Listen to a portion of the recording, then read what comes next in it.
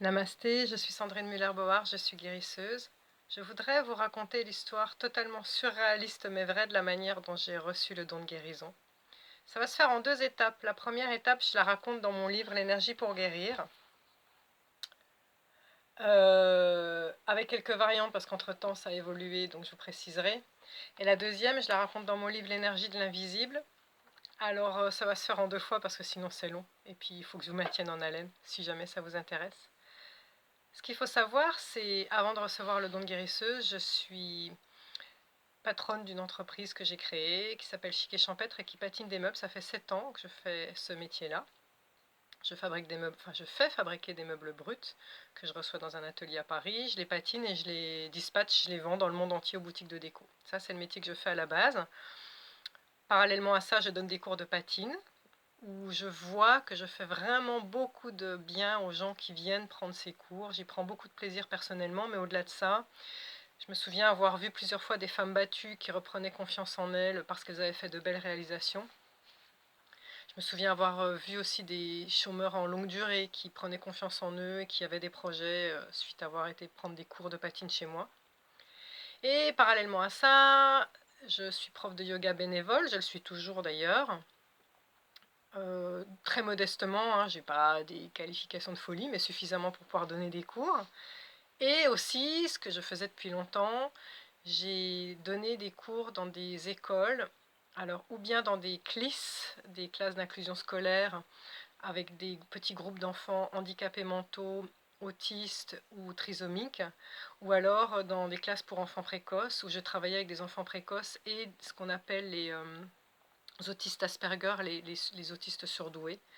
L'idée étant de focaliser sur tout ce qui est manuel pour sortir un petit peu de leur mental et de leur pensée obsessionnelle, et ça leur faisait beaucoup de bien. Et donc ce qui s'est produit, c'est qu'un jour, j'ai fait un vœu, un peu comme une bonne sœur qui rentrerait dans les ordres, comme j'ai vu que je faisais du bien à toutes ces personnes et qu'au fond de moi, ça me faisait tellement de bien de faire du bien. Le vœu que j'ai fait, j'ai parlé à mon ange gardien et j'ai dit: je fais vœu de guérir les gens pour toujours avec le cœur. Et un jour après, m'appelle une journaliste. Il faut savoir qu'à l'époque, je venais de sortir mon livre de patine. C'était mon métier, hein. Donc j'ai sorti un livre sur les patines. J'en ai même fait deux qui font référence dans ce domaine-là. Et elle m'interroge sur ce livre de patine et la question qu'elle me donne à la fin, c'est: si une bonne fée vous donnait l'opportunité de réaliser un vœu, lequel? Et je lui ai répondu, mais spontanément, complètement sans réfléchir: je voudrais pouvoir guérir les gens avec une pensée d'amour. Elle a été totalement interloquée, et moi, quelque part aussi, je me suis dit, mais comment on peut guérir les gens avec une pensée d'amour? C'est n'importe quoi. Et en y réfléchissant, maintenant que je suis guérisseuse, oui, je guéris les gens avec une pensée d'amour, parce que l'énergie la plus forte qui sort des mains, c'est de l'amour. C'est la plus haute vibration, donc je ne m'étais pas trompée. Ce qu'il faut savoir quand même, c'est que j'ai un don depuis toujours, depuis toute petite, j'entends les voix des anges gardiens. Et quand j'étais petite, j'avais des phrases qui me tournaient dans la tête. On me disait: va dire patati patata à telle personne. J'allais voir la personne, je disais le fameux patati patata, et là la personne se mettait à fondre en larmes en disant: merci, j'ai prié pour avoir ce message. Donc c'était un truc complètement surréaliste. J'ai mis 20 ans à me rendre compte que c'était les anges qui me parlaient.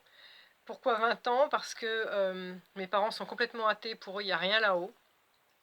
Quand je leur demandais quand j'étais petite, papa, maman, qu'est-ce qu'il y a quand on est mort, on me disait: t'es mis dans un trou et t'es mangé par les vers. C'était très réjouissant.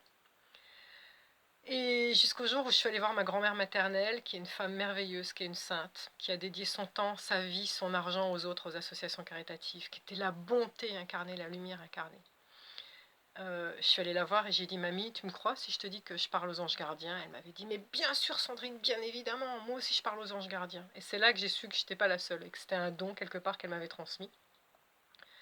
Alors pour en revenir à comment on m'a transmis ce don de guérisseuse, il faut savoir que c'est un grand chaman qui me l'a transmis et je l'ai reçu dans la tradition chamanique. C'est-à-dire que dans la tradition chamanique, on doit recevoir le don en croix. C'est-à-dire en horizontal, il faut que un de vos aïeuls ou une personnalité qui sera une personnalité de cœur dans votre famille vous transmette le don à l'horizontale. Donc moi, c'est ma grand-mère qui s'appelle Arlette.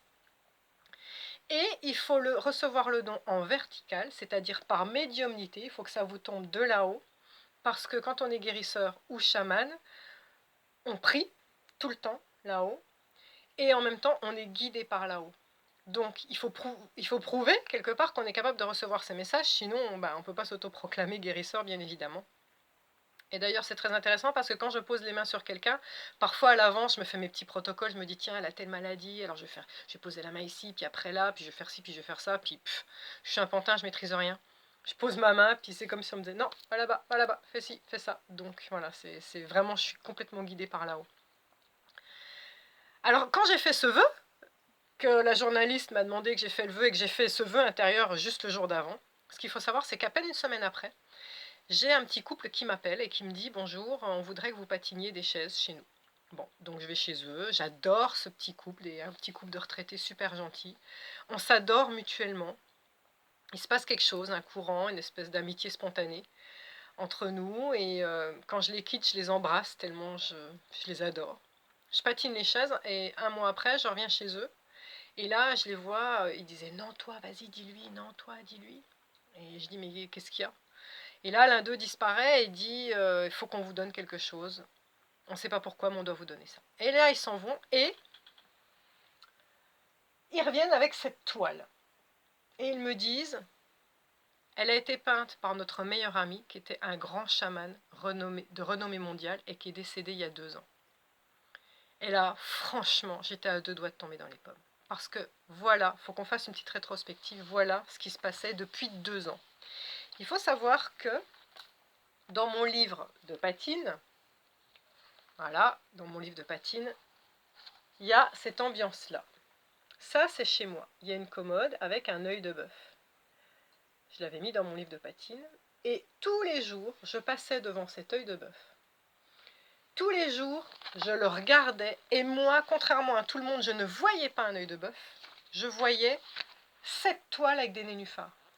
C'est-à-dire que j'avais un flash. Et à ma vision de l'œil de bœuf se substituait cette toile avec les nénuphars. Mais c'était obsessionnel, j'en parlais à mon mari, je lui disais, mais c'est pas un œil de bœuf qui est ici, c'est une toile avec des nénuphars, il me faut une toile avec des nénuphars. J'étais devenue tellement obsédée que je me souviens très bien que j'étais allée voir les nymphéas de Monet avec les enfants. J'avais pris des photos très précisément de ces couleurs-là, parce que je voulais la peindre moi-même. Comme c'était mon métier et que j'avais une collection de toiles, de toute façon, je trouvais logique de la peindre moi-même. Et là, mon petit couple m'offre la toile dont je rêve depuis 2 ans. Et on me dit que ce monsieur est chaman. Donc moi, mais complètement ébahie, je dis à la dame, oh, je lui dis, mais c'est dingue. Je lui dis, mais moi, comme les chamans, j'ai des messages qui me viennent de là-haut, notamment des anges gardiens. Et je lui dis, comme les chamans, je viens de faire vœu de guérir les gens. Et au moment où je dis tout ça, la dame, elle fait, oh. Et je lui dis, qu'est-ce qu'il y a? Elle me dit, ça fait 1 mois que je pose des questions à mon ange gardien, que je lui demande de m'envoyer des signes et des réponses, je n'ai rien. Et de Garlas, je lui ai dit, envoie-moi quelqu'un qui est capable d'entendre et de faire la traduction. À peine elle avait dit ça. Alors là, le soir chez moi, allez vas-y, les messages qui tombaient les uns derrière les autres. Je l'ai rappelé pour lui dire. Donc ça, c'est mon cadeau pour elle. Elle m'a fait le cadeau de la toile, mais alors quand je suis arrivée avec la toile, là, c'est surréaliste.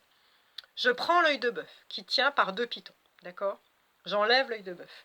Je prends la fameuse toile. Je la pose direct. Pas besoin de recalculer l'écart entre les 2 clous. Mais là où c'est le pire, c'est que la couleur du cadre, elle est un ton plus foncé que la couleur de mon mur. C'est-à-dire que si j'avais dû choisir une couleur parfaite, c'était celle-là. Si j'avais dû aller chez un encadreur pour avoir la couleur parfaite, ça aurait été ça.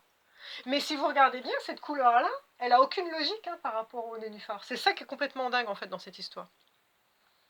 Donc là, complètement affolée, je rappelle mon petit couple, je leur dis, s'appelle comment là, votre monsieur? Je ne le connaissais pas du tout. Ils me disent, il s'appelle Luis Anza. C'est un grand chaman, très renommé, qui a même des écoles qui se recommandent de lui. Il a fondé la Voie du Sentir, il a fait une 20aine de livres. Renseigne-toi, il y a même une biographie sur lui. Donc, j'achète sa biographie. Et là, j'ouvre. Alors, le truc qui est fou, c'est que je sais très bien que je ne le connaissais pas avant. Là, au moment où je lis, j'ai l'impression d'avoir déjà lu ce livre. Alors là, ça commence, je me dis, mais c'est un truc de dingue. Vous savez, comme quand on lit un livre, on sait qu'on l'a lu, on ne sait plus trop bien la fin, mais on sait qu'on l'a lu. Bon, ça me faisait ça. Je commence la moitié du livre, comme ça. Le lendemain, je reprends l'autre moitié. Mais alors là, le lendemain, c'était encore pire. J'avais des phrases qui me venaient en tête. Et là, je les retrouvais, mais mot pour mot, 3-4 lignes plus bas. Mot pour mot. Et au moment où là, ça s'est produit, j'ai fait oh, je suis connectée avec lui. Et au moment où je dis ça, je vois à ce niveau-là, par rapport à moi, donc comme on dirait à 2 heures, à peu près à 1 mètre de moi, je vois une forme, en fait je vois son aura, son corps, je vois une forme un peu opaque, cristalline, comme un peu derrière un rideau de douche, vous voyez. Et je le vois lui, je vois sa silhouette. Mais alors je sais pas pourquoi, j'ai pas du tout eu peur. Moi c'est vrai que jusqu'à présent, ça fait partie de mon don, j'entendais les voix des anges gardiens, mais en même temps je vois l'aura des gens. Je vois les cercles d'énergie que les gens dégagent et les énergies que les gens dégagent. Donc je n'étais pas plus surprise que ça, c'était la première fois de ma vie, mais de voir une aura sans corps. Et là je le vois, je fais oh, c'était lui, donc je lui dis, je me souviens très bien dans ma tête lui avoir parlé, lui avoir dit ben merci, merci pour la toile, vraiment merci, c'est super, merci pour cette merveilleuse rencontre. Et je me souviens très bien lui avoir dit, je ne sais pas où je vais, mais j'y vais gaiement. Et au moment où j'ai dit ça, j'ai été mais traversée d'énergie qui venait du ciel, qui me traversait dans le corps. Mais c'était à un point, ça a duré 3 jours. 3 jours et 3 nuits où je pouvais à peine boire. Je ne pouvais pas manger. Je pouvais à peine dormir. J'avais le cœur qui battait à 200 à l'heure et je me souviendrai toujours, mais ça transpirait, puis je faisais... J'étais mais essoufflée, mais c'était la folie. Et pendant que j'avais ces énergies qui descendaient, j'avais des flashs les uns derrière les autres où on me disait pour les brûlures tu fais ça, pour l'eczéma tu fais ça. Et mais tout une formation comme dans un cinéma. J'étais dans un film et comme dans un cinéma on me montrait tout. Et le truc qui est fou c'est que comme quoi c'est comme ça que je sais que j'étais guérisseuse avant de toute façon. C'était déjà en moi. Je savais tout, j'ai pas pris une seule note. J'avais juste qu'à me rappeler ça.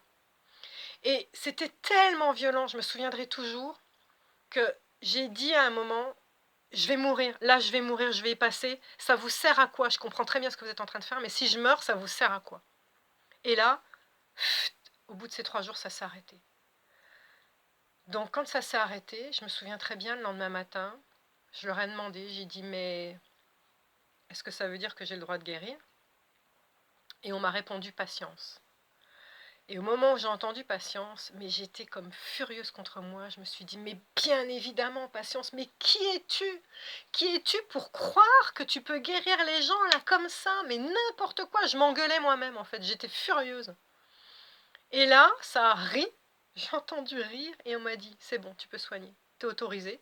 Et on m'a dit, d'ailleurs, dernière formation, mais là cette fois-ci j'avais plus d'énergie, tu vas travailler avec l'archange Raphaël, qui est l'archange guérisseur. Tu vas travailler avec l'archange Michael, qui va transmuter les mauvaises énergies en bonnes énergies. Et avec Louis Sanza, bien évidemment, qui est mon maître. Et c'est ma dernière formation. On m'a dit, tu es autorisé à guérir les gens. Et alors là, il s'est produit, mais l'improbable. À la seconde où on me dit, tu es autorisé à guérir les gens, ma fille vient me voir. Maman, elle était en larmes, j'ai super mal au dos, elle avait fait acrobranche la veille et elle s'était tellement tétanisée en faisant acrobranche qu'elle avait le dos mais bloqué, ça lui bloquait la respiration. Oh, bah là je me dis, bah je vais faire ce qu'on m'a appris, je la mets devant moi, j'enlève les énergies, je souffle, au bout de 30 secondes, elle se retourne, elle me fait un bisou, alors là, les enfants ils se posent pas de questions. Merci maman, hop, et elle cavale, elle détale comme un lapin. Oh, j'en étais bouche bée. 2 secondes après, mon fils, qui a 3 ans de plus, qui était déjà un petit ado et qui était très pudique, vient me voir en larmes et là il me dit maman, ça fait longtemps que j'ai ça, j'osais pas t'en parler, mais là il faut vraiment que je t'en parle. Il baisse la culotte et là il me montre un eczéma sur les fesses, mais purulent, purulent. Oh, pareil, je me dis bah allons-y, je vais faire ce qu'on m'a appris. Je souffle, je fais mes prières. Le lendemain, je lui demande de venir, je baisse la culotte, plus rien. Peau de bébé, plus rien. Oh, deuxième truc de dingue. Et là, une fois que mon fils est parti, une fois que j'avais soufflé sur lui, coup de fil de mon mari qui était au travail. Il faut savoir qu'il vend des DVD et qu'il porte des caisses très très lourdes de DVD tout le temps. Il m'appelle et me dit, vite, prends rendez-vous chez l'ostéopathe, je rentre par le premier RER. Il me dit, mets-moi en arrêt maladie pendant 1 semaine, je viens de porter une caisse, je ne peux même plus respirer, j'ai mal partout. Bon, il arrive, je lui dis, je suis désolée, j'ai pas pris rendez-vous chez l'ostéopathe. Quoi? Je dis, non, non, faut que je t'explique un truc. Il se met devant moi, je travaille sur lui, il se relève, et là, il se tord dans tous les sens, il me fait, mais... Il me dit, mais qu'est-ce que t'as fait? Il me dit, c'est parti, j'ai plus rien. Et là, j'ai su. J'ai su que l'univers avait fait en sorte que les 3 membres de ma famille tombent malades en même temps parce qu'ils devaient embarquer dans mon histoire. Donc j'ai fait une réunion avec toute la famille et je leur ai dit, voilà ce qui s'est passé. J'ai reçu des énergies. Maintenant, je suis guérisseuse et donc mon métier va changer. Et maintenant, je vais me mettre au service des gens, je vais les guérir. Alors pendant 1 an et demi, j'ai fait les 2 métiers. Je continuais à patiner des meubles et puis je guérissais les gens. D'ailleurs, c'est de ça que je parle dans le livre. Et donc pendant 1 an et demi, je disais aux gens de me donner ce qu'ils voulaient. Et tout ce qu'ils me donnaient était donné à des associations caritatives de manière à remercier l'univers de m'avoir donné ce don et faire circuler les énergies.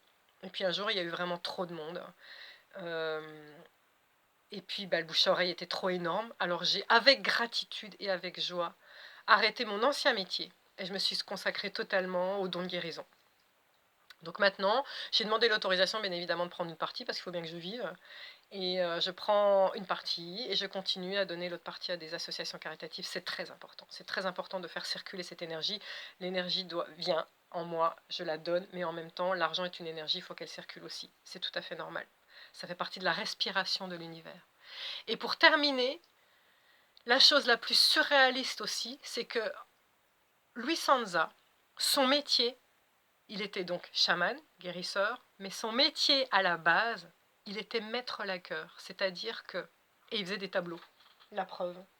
Moi, dans ma société chic et champêtre, j'avais des toiles sur là, j'avais des tableaux que je vendais aussi. Mais c'est surtout, je patinais des meubles. Et lui aussi, il le faisait. Alors c'est sûr que lui, il était un cran nettement au-dessus, hein, maître laqueur. Mais moi, j'étais maître artisan aussi. Et j'étais connue dans le monde entier pour ça, parce que j'avais cette société qui vendait dans le monde entier. Et je ne comprends pas, c'est un truc de fou. Je comprends pas. C'était une belle rencontre. Et ça ne s'arrête pas là parce que il y a plusieurs étages. Je l'ai re-rencontré et il y a eu d'autres échanges surréalistes qui se sont faits entre nous. Mais ça, je vous le garde pour plus tard. Je vous le raconterai une autre fois. Ça, c'est ma guérison en croix de base. Il y a un deuxième volet à cette histoire, mais complètement surréaliste. Donc, ce que je vous propose, pour ceux qui en ont marre, je m'arrête là. Et je fais la version 2 tout de suite après pour pas vous saouler. Namasté.